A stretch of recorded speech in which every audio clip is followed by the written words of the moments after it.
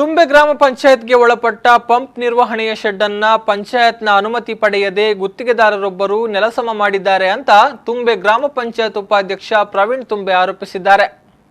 MLC Aiman D'Souza ಅವರ ಅನುದಾನದಿಂದ ರಾಷ್ಟ್ರೀಯ ಹೆದ್ದಾರಿಯ ತುಂಬೆ ಜಂಕ್ಷನ್ ಬಳಿ ರಿಕ್ಷಾ ಪಾರ್ಕಿಂಗ್ ನಿರ್ಮಾಣದ ಕಾಮಗಾರಿ ನಡೆಯುತ್ತಿದ್ದು, ಈ ಬಗ್ಗೆಯೂ ಪಂಚಾಯತ್ನಿಂದ ಯಾವುದೇ ಅನುಮತಿ ಪಡೆದಿರುವುದಿಲ್ಲ.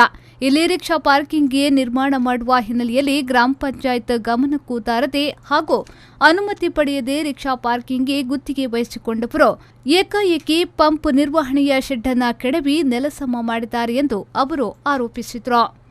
ತುಂಬೆ ಗ್ರಾಮದಲ್ಲಿ ನಮ್ಮ ವಿಧಾನ ಪರಿಷತ್ ಸದಸ್ಯರಾದಂಥ ಐವನ್ ಡಿಸೋಜ್ ಅವರ ಗ್ರಾಂಟಿನಲ್ಲಿ ನಮ್ಮ ರಿಕ್ಷಾ ಸ್ಟ್ಯಾಂಡಿಗೆ ಅನುದಾನ ಬಂದಿದೆ. ಆ ಅನುದಾನದಲ್ಲಿ ರಿಕ್ಷಾ ಸ್ಟ್ಯಾಂಡ್ ಮಾಡಬೇಕು ಅಂತ ರಿಕ್ಷಾ ಸ್ಟ್ಯಾಂಡ್ ಮಾಡುವಾಗ ಖಾಸಗಿ ಬಿಲ್ಡಿಂಗಲ್ಲಿರುವಂಥವ್ರು ನಮ್ಮ ಶಾಪಿಗೆ ತೊಂದರೆ ಆಗ್ತದೆ, ನೀವು ಕಟ್ಟಬಾರ್ದು ಅಂತೇಳಿ ಅಬ್ಜೆಕ್ಷನ್ ಮಾಡಿದಾಗ ಆ ಕಾಂಪ್ಲಿಕೇಶನ್ ಬಂದಿದೆ. ಅಲ್ಲಿ 1964 ನಮ್ಮ ಸೆಡ್ ಇತ್ತಂತೆ, ಗ್ರಾಮ ಪಂಚಾಯತಿ ಸೆಡ್. ಅದನ್ನು ರಾತ್ರಿ ಹೊಡೆದಿದ್ದಕ್ಕೂ ಈ ಶೆಡ್ಡಿಗೂ ಯಾವುದೂ ಒಂದು ಕಲೆಕ್ಷನ್ ಇಲ್ಲ.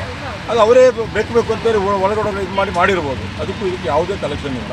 ಈಗ ನಮ್ಮ ಸಾರ್ವಜನಿಕರದ್ದು ನಮ್ಮ ತುಂಬೆಯಲ್ಲಿರುವಂಥ ಜಂಕ್ಷನಲ್ಲಿ ಆಟೋ ಚಾಲಕರ ಮತ್ತು ಡ್ರೈವರ್ ಸಂಘದವರು ಆಟೋ ಸ್ಟ್ಯಾಂಡ್ ಮಾಡಲೇಬೇಕು. ಅಂದರೆ ಆಟೋ ಸ್ಟ್ಯಾಂಡಿಂದ ಜನಗಳಿಗೆ ತೊಂದರೆ ಇಲ್ಲಲ್ಲ, ಜನಗಳಿಗೆ ಉಪಕಾರ ಇದೆಯಲ್ಲ, ಅದಕ್ಕಾಗಿ ಆಬ್ಸರ್ವೇಷನ್ ಕಾಂಪ್ಲಿಕೇಶನ್ ಬಂದಿದೆ. ಅದನ್ನು ಈಗ ನಾವು ಪಂಚಾಯತ್ಗೆ ಹೋಗ್ಬಿಟ್ಟು ಪಂಚಾಯತ್ ಅಧ್ಯಕ್ಷರು, PDO ಅವರು, ತಹಸೀಲ್ದಾರ್ ಎಲ್ಲ ಬಂದಿದ್ರು. ಈಗ ನಾವು ಹೋಗ್ಬಿಟ್ಟು ಅದನ್ನು ಬಗೆಹರಿಸ್ಬೋದು.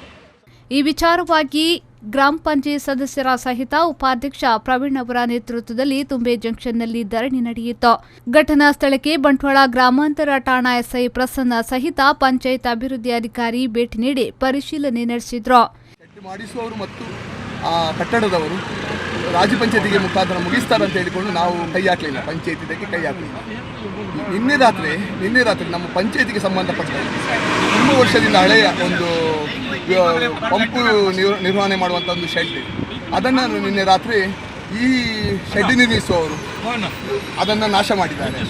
ವಿಶೇಷವಾಗಿ ಇವತ್ತು ಬೆಳಿಗ್ಗೆ ನಾವು ಸಬ್ ಇನ್ಸ್ಪೆಕ್ಟರ್ ಹಾಗೂ ಅಭಿವೃದ್ಧಿ ಅಧಿಕಾರಿ ಜೊತೆಗೆ ಇಲ್ಲಿ ಸ್ಥಳ ತನಿಖೆ ಮಾಡುವಾಗ ಅಮೀರ್ ಅಹಮದ್ ಎಂಬವರು ನಾನೇ ಶೆಡ್ಡನ್ನು ಕೆಡವಿದ್ದೇನೆ, ತಾಕತ್ತಿದ್ರೆ ನೀವು ಕಾನೂನು ಕ್ರಮ ಜರುಗಿಸಿ ನನ್ನಲ್ಲಿ ಅಂತ ಸಬ್ ಇನ್ಸ್ಪೆಕ್ಟರ್ ಪ್ರಸನ್ನನವರ ಮುಂದೆನೇ ಹೇಳಿಕೊಂಡಿದ್ದಾರೆ.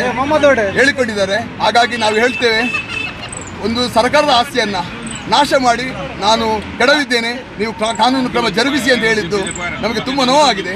ಸರ್ಕಾರದ ಒಂದು ಆಡಳಿತ ವ್ಯವಸ್ಥೆಯಲ್ಲಿ ಒಂದು ಪಂಚಾಯಿತಿಯ ಉಪಾಧ್ಯಕ್ಷರಾಗಿ ಸರ್ಕಾರದ ಒಂದು ಆಸ್ತಿಯನ್ನು ಉಳಿಸಲಿಕ್ಕೆ ನಮಗೆ ಆಗುವುದಿಲ್ಲ ಅಂತ ಆದರೆ ತುಂಬ ದುಃಖ ಆಗ್ತದೆ.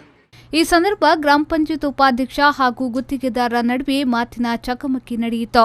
ತಹಶೀಲ್ದಾರ್ ಅವರು ಸ್ಥಳಕ್ಕೆ ಆಗಮಿಸುವಂತೆ ಧರಣಿ ನಿರತರು ಪಟ್ಟು ಹಿಡಿದರು. ಈ ವೇಳೆ ಹೆಚ್ಚಿನ ಸಂಖ್ಯೆಯಲ್ಲಿ ಸಾರ್ವಜನಿಕರು ಜಮಾಯಿಸಿದ್ರು. ಬಂಟ್ವಾಳ ತಹಶೀಲ್ದಾರ್ ಪುರಂದರ ಹೆಗ್ಡೆ ಅವರು ಸ್ಥಳ ಪರಿಶೀಲನೆ ನಡೆಸಿ PDO ಹಾಗೂ ಪಂಚಾಯತ್ ಅಧ್ಯಕ್ಷರೊಂದಿಗೆ ಮಾತುಕತೆ ನಡೆಸಿ ಈ ಬಗ್ಗೆ ವರದಿ ನೀಡುವಂತೆ ಸೂಚಿಸಿದ್ರು. Sandeep Salian, V4 News 24/7 Bantwal.